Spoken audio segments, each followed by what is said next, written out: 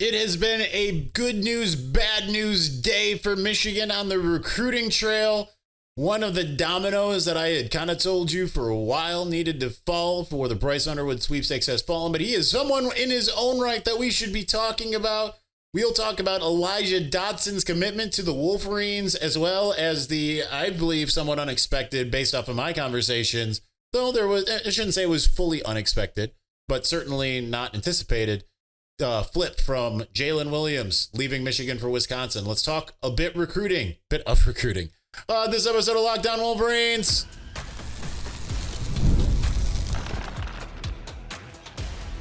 You are Locked On Wolverines, your daily podcast on the Michigan Wolverines, part of the Locked On Podcast Network, your team every day. Happy Wednesday. We are back and doing it. Locked On Wolverines podcast, part of the Locked On Podcast Network, where it's your team every day. I'm your man on the ground, Isaiah Hole, publisher of WolverinesWire through USA Today Sports Media Group.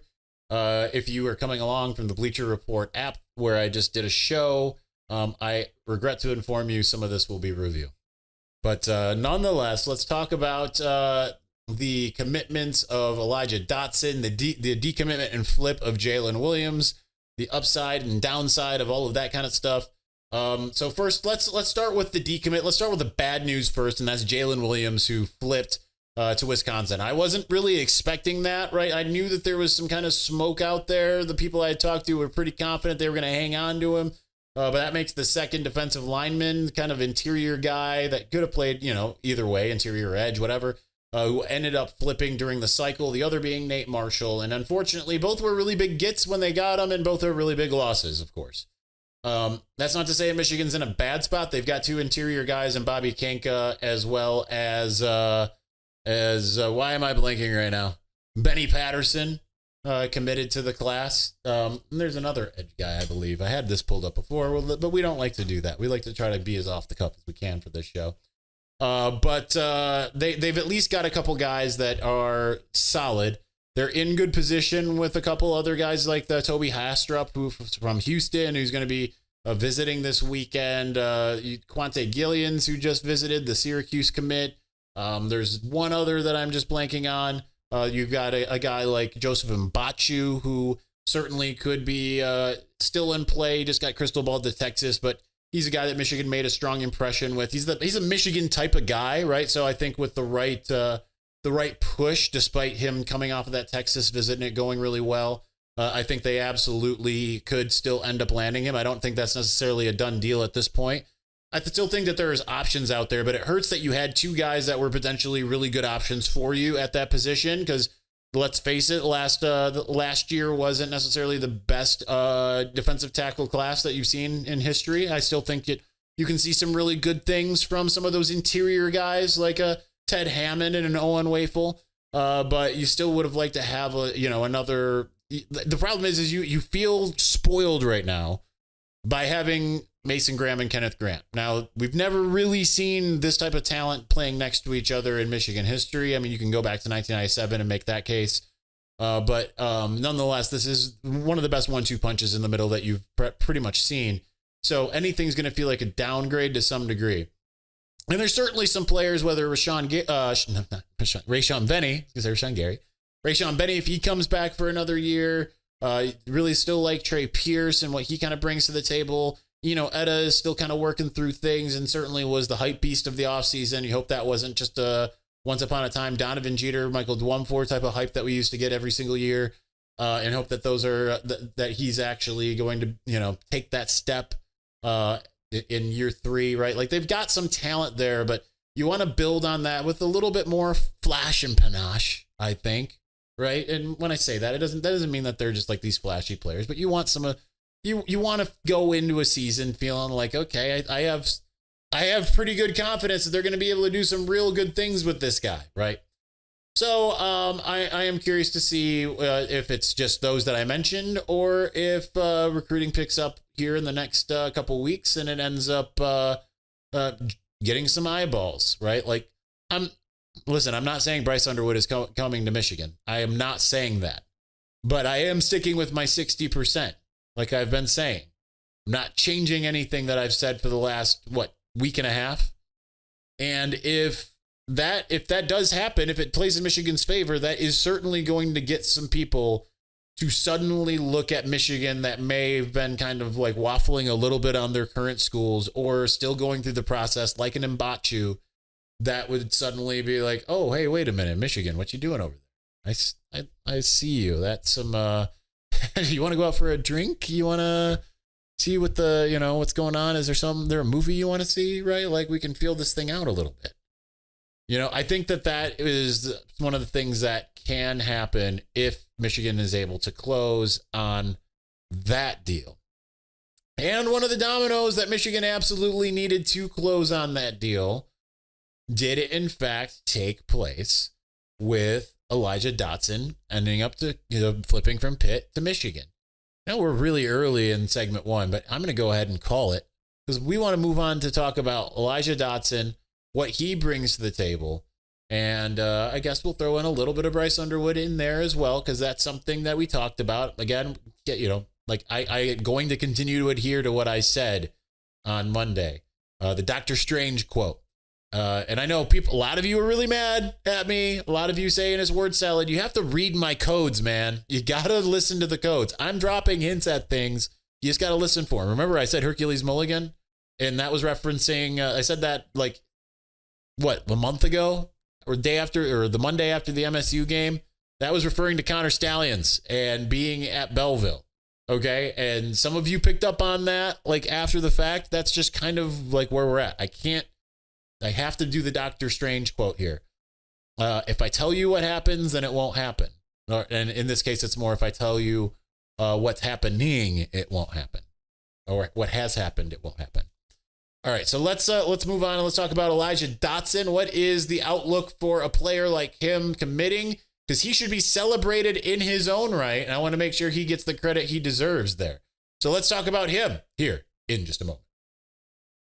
But before we do, listen, I love a great deal as much as the next guy, but I'm not going to crawl through a bed of hot coals just to save a few bucks. It's got to be easy. No hoops, no BS. So when Mint Mobile said it's easy to get wireless for $15 a month with a purchase of a 3-month plan, I called them out on it, and it turns out it really is that easy to get wireless for $15 a month. The longest part of the process was the time I spent on hold waiting to break up with my old provider. It is just that simple to make that switch. So get started. Go to mintmobile.com/lockedoncollege, where you'll see that right now all 3-month plans are only $15 a month, including the unlimited plan.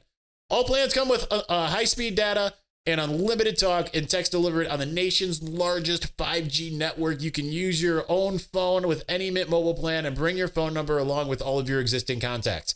Find out how easy it is to switch to Mint Mobile, not Mint Mobile, just Mint Mobile, and get 3 months of premium wireless service for $15 a month. So to get this new customer offer and your new 3-month premium wireless plan for just $15 a month, go to mintmobile.com/lockedoncollege. That's mintmobile.com/lockedoncollege. Cut your wireless bill to $15 a month at mintmobile.com/lockedoncollege.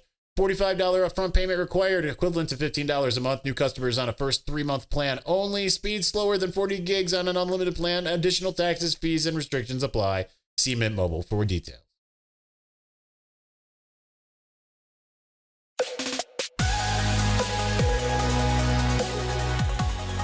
All right, let's continue on. Let's talk about Elijah Dotson, because I think he deserves some love, not just because he committed, not just because he's the teammate of Bryce Underwood, but he certainly is a guy that 100% deserves a little bit of his own credence, whatever.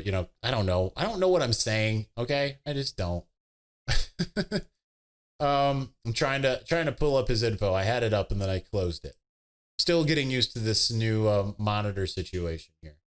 All right, this didn't work the way I hoped. That's disappointing. Okay, here we go. So I've got him up. Elijah Dotson is and I have to count. It doesn't give me a number on 3 like I like it to. So he's the 1, 2, 3, 4, 5, 6, sixth best player in the class. He is ranked highest by 24/7 Sports proprietary, having him at 118 overall in the On3 industry ranking, 158, which is about where he is in the 24/7 Sports composite, 125th on Rivals, and unranked in the national, but on On3 and ESPN, but the 31st best safety on On3 and 21st best safety, on ESPN. So a very good player, okay, like in his own right. Talking to multiple people have told me this, and I've actually seen it on a message board. So I wonder how many of his message board posters are actually talking to some of the same people that I end up talking to. But it's in talking to him, let me see if my microphone working right. Okay. With this show, I'm like checking the levels, and it's like, this just looks like I'm barely talking. I've seen this on message boards, as well as actually having heard this from someone close to the Michigan side, having heard this from, I'll just say, from Connor. He's not the same type of player as Makari Page, but he's the type of guy that's kind of should be the last 2 years version of Makari Page. Not what you've seen this year. No offense to Makari, but it's not been a good season for you. But he should be a guy that's just like, he's steady Eddie, makes plays, doesn't make a lot of mistakes, and is a multi-year starter. Like, that's something that we should be celebrating, right? Like, and I know that people are going to talk about all the other things that come along with getting a Bryce Underwood teammate, but I do think that just in and of itself, I mean, he's a highly rated guy. He's a really good kid. And he really did want to be here. He just also wanted to make sure that this was like, hey, this is something that I really want to make sure that you love me. And Michigan proved that that is the case, and he is now in the class. Now, him coming to Michigan is, let me put it this way. It is necessary, if Michigan's going to get Bryce Underwood, that it got Elijah Dotson. Okay? That's one of his close friends. Maybe not his best friend, but like a really close friend. It's not like they're a package deal in the sense of like, if Elijah's like, listen, I'm staying at Pitt. Bryce isn't like, all right, guy. All right, I'm going to Pitt. Or it wasn't like, Bryce's commitment to LSU was contingent on, hey, you got to take my boy Elijah. But you know how these things tend to work, right? Is that it's like you need that incentive in part, right? Like, there's a lot of different things that Michigan is working on with Bryce Underwood. But let me just put it doesn't hurt to have Elijah Dotson committed, to have one of his best friends committed to the school that he is also considering. So that is a big domino, because I don't think, and this is really kind of where I've stood for a very long time, and I've alluded to this, I do not think that if Dotson decided, you know what, Pat Narduzzi at Pitt really wanted me and, really showed faith in me, didn't make a late push, I'm going to stick with it. I don't think that Michigan would have gotten Bryce Underwood, because I just think it's one of those dominoes that had to fall. Now, they very well still might have been able to, right? Like, I couldn't tell you with 100% certainty, but it felt like a domino that had to fall. I hearken back to a couple other recruitments where it's like, yeah, Devin Bush might have come to Ann Arbor regardless if you hired his dad to be an analyst or have taken Devin Gill and Josh Metellus. Which, by the way, this is a good move kind of in that same vein. Josh Metellus might not have been the best of the college trio, but he's got the best career in the NFL by far of the three. And certainly, like, at the time of his commitment as a 2-star, everyone was like, oh, cool, maybe this will get us Devin Gill, which will maybe get us Devin Bush. Well, you got all three, and Josh Metellus was a starter alongside Devin Bush, or behind Devin Bush, rather, as a safety. And outside of a dropped interception, he had a pretty good career. So, you look at Michael Dwumfor with the Rashawn Gary recruitment. Wasn't necessarily an absolute beast, but he was very good and reliable and a starter. And, he ended up finishing his career at Rutgers and all, but like that was kind of the same thing. Like, it helps increase your chances to get their buddies or a buddy to come. And that doesn't mean that it's 100%, but certainly that's also good just to have that camaraderie. Michigan's done a really good job in the last several years of getting multiple guys from the same high school. Right. Right now, you're looking at a couple guys from IMG Academy. You hope to make it a third, right? And right now you've got one guy committed from Cocoa, Florida, in 26 quarterback, Brady Hart, and you're hoping to make it 3 with Javen Buggs and Javian Hilson. I don't know if that's going to work, but certainly you're trying to get a couple guys. They're still in it for Derek Meadows, currently committed to LSU. Part of it is certainly it would help Michigan to have Bryce Underwood to get him, because he certainly went to LSU thinking that Bryce Underwood was going to be throwing him the football. But it certainly doesn't hurt that Micah Capana is at Michigan. So it just helps when you have those familiar faces, whether it's the same class or a different class, to help you just kind of, acclimate or, just move from one place to the other. I mean, they got Jacob Washington as well as Jasper Parker, also same school from Archbishop Shaw in Louisiana, right? Like they do a really good job of packaging some guys together. That doesn't mean that they're going to necessarily package this together. I can't tell you one way or the other with any degree of certainty, but certainly this helps. I'll say that.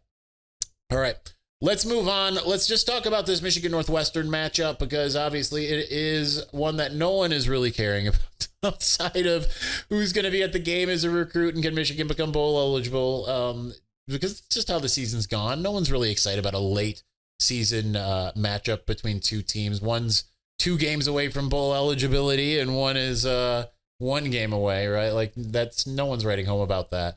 Let's get to that here in just a moment.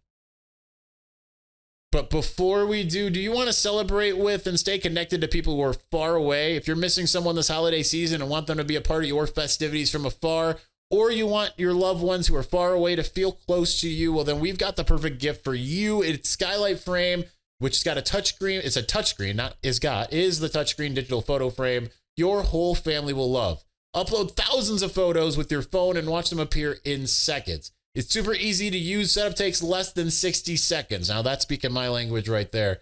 With seamless sharing, you can invite friends and family to easily share photos via the free Skylight mobile app or email. No account or subscription is required. And you can add photos straight from your phone from anywhere. All it takes is a tap on your phone to send a new photo to the frame from across the country. It's the fastest and easiest way to keep your loved ones in a loop. They'll feel so much more connected to you. And right now, as a special limited time offer for our listeners, get $20 off of your purchase of a Skylight Frame when you go to skylightframe.com/college. That's SKYLIGHTFRAME.com/college. Get $20 off your purchase right now at skylightframe.com/college. All right, we're going to move on here in just a moment. But before we do, you need to get ready to tackle the NFL action. We're only a day away from more NFL action with FanDuel, America's #1 sportsbook. Because right now, new customers can bet $5 and get $150 in bonus bets if you win. The FanDuel Sportsbook app gives you everything you need to place live bets on the NFL all in one place. So when you get a hunch in the middle of a game, you can check out the latest stats, view live play-by-play, and so much more on the same page where you place your bets. Just visit FanDuel.com to join today, and you'll get started with $150 in bonus bets if your first $5 bet hits. That's FanDuel.com. Never waste a hunch and make every moment more with FanDuel, an official sportsbook partner of the NFL.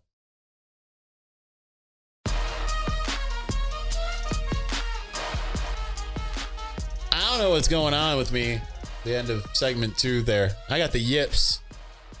If you listen to the ad reads, I got the yips at the end. Like hiccuping almost. Very bizarre. Whatever that was happening. All right.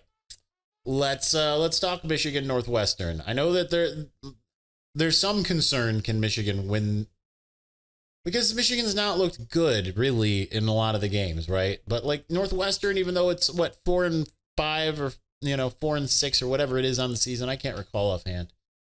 They have an offense worse than Michigan. It's ranked worse than Michigan, right? Okay, so, and then a defense that's also ranked like 20 spots worse than Michigan. Michigan's got the 129th offense in the country. Northwestern's got the 30th. So it's like 130th. So this is a bad situation in terms of like what they bring to the table offensively. Okay. I do want to look up one thing that I didn't before. And yes, that's right. Michigan does have the #1 scoring offense in the. No, I'm just kidding. I'm messing with you because no one believed me, so it's fine. In terms of scoring offense, I just want to see where they were. Northwestern is 126th. Michigan's a little bit better at 118. A little bit better than Michigan State, weirdly, right? Like for all the talk of Michigan State and Aiden Childs and all of that. Michigan's also better than UCLA and Purdue in terms of in-state or in conference rather offenses that can score some points. Not good, but better than Northwestern. So Michigan, which is better defensively and better offensively, is playing at home with better talent and absolutely should win. Now, that means, what does that mean? It means that Michigan's got to at least have the right things when it comes to scheme and play calling. They cannot mess up the simple things. They cannot turn the ball over, stuff like that, right? That is a massive, massive issue, obviously, but has been much better in recent weeks. The last basically month, basically after the Illinois game, the turnovers were, even the Illinois game, the turnovers, not good, but it was not as bad as it looked at that time, right? Michigan's gotten better. It's 101st in terms of the turnover margin. In terms of the Big Ten, that is better than, it's not better than Northwestern, but it is better than Purdue, and it's better than Michigan State. And certainly a lot of the other teams that have bad offenses are down in that category. So Northwestern is better when it comes to the turnover margin, and they're 61st. They are slightly in the black. They are not negative, right? So they've got 14. Actually, technically, am I looking at the right thing? No, I'm clicking on Nebraska here. They've got 12. They got 12 giveaways and 13 takeaways. Compare that to where Michigan is. They've got 11 and 16. So Michigan's gotten a little bit better. It's only -5, where before it was like much more underwater. So I tell you all that stuff to say as I gotta go the spur of the moment. That just Michigan's like, that's like the one place where they can kind of have an issue is if they turn the ball over, if they become like they were early in the season, and generally if they just don't execute. But Northwestern, I still think that this Michigan defensive front is better than what Ohio State has. And they were able to do some stuff against Ohio State in the first basic quarter and a half before Ohio State kind of stepped on their neck, which more so was Northwestern letting them step on their neck and then them saying like, step harder, please. So if Michigan just goes out and plays a basic game that looks like a nothing game and at least doesn't have a bunch of 3 and outs and doesn't shoot itself in the foot, I would venture to guess that the Wolverines are going to be in a really good spot. So that's it. That's all I got. We're calling it short. It's a lot of talking on a Wednesday with the Bleacher Report. But I think that Michigan, as long as it goes out and does what it's supposed to do, yes, it will win. If it doesn't, and it's possible that they lose, right? This isn't like an absolute, like, this is like, if you were to go through it, let's do this before we take off. Because I think that this is instructive. If I can, again, learn how to operate a computer on a TV, just to take a quick look at like the SP plus, right? Because I think that always gives you a little bit of a better idea. Because like Michigan's still like 80% expectancy to win the game against Northwestern. Like, I know that we don't think highly of Michigan, and SP plus is thinking less and less of Michigan as weeks go by. They were 25th like 2 weeks ago going into the Indiana game, and now they're 40th, right? But it's not like, okay, well, they're that at 5-5, and Northwestern's like hovering around there. Like, no, Northwestern, which has had its moments where it's looked pretty good. Obviously, they finished off the season in impressive fashion, is 90th. And they're 4-6. They're the same. They're one spot ahead of Michigan State. And I understand Michigan State moved the ball and then looked like they were going to win the game in the first quarter before Michigan found ways. That's going to be part of it. They need to find ways. They just need to be smarter about it. And I think one of the things that would help a lot is if Sherrone Moore took over play calling. If not this week, better be next week. Because we've seen what happens when Sherrone Moore calls plays against Ohio State, even as a head coach also calling plays. Michigan wins. And maybe this is Kirk Campbell, maybe this is your last hurrah, buddy. Because otherwise, get ready to learn watching the game without much responsibility, buddy. Right? Like, so this could be one of those things where Kirk Campbell needs to put together a cohesive play calling strategy and game plan from an offensive standpoint under the direction of Sherrone Moore. And then execute it. And the players need to execute and not turn the ball over. That's the most important thing. I see like there's reports of Michael Capana getting, hey, we're going to get him into the game and all that. Okay, as long as like that doesn't come at the behest of, or not the behest, but the, detriment of like a potentially healthy-ish Kalel Mullings or Donovan Edwards, who might like be like in a rhythm. Don't like start going back to 2020 and playing its greatest hits of all of the running backs get a chance, right? Find a hot hand and ride the hot hand, whoever it is. I don't care who it is. That's the most important thing. And heck, maybe Michael Capana is the hot hand. Maybe he comes in, or maybe Jordan Marshall, now that he's healthy, comes in and it's like, okay, cool. Let's roll. Broncos Nation, let's ride. We'll see. All right, that's going to do it for us today. Thanks for watching. Thank you for listening. We will be back on Thursday. I'm going to call for a mailbag, so get your questions in. We'll talk to you then. Peace.